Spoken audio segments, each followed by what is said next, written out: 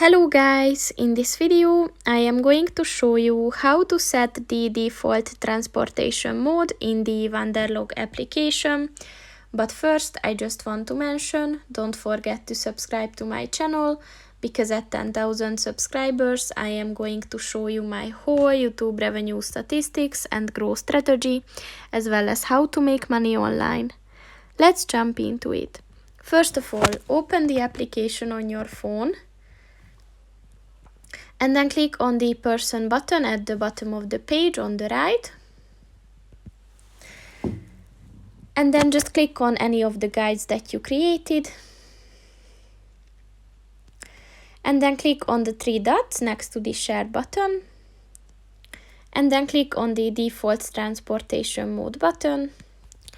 And as you can see, there are two options that you can choose from. So just click on the one that you want to use. And it is set. So that's pretty much it for this video, guys. See you in the next one. Goodbye.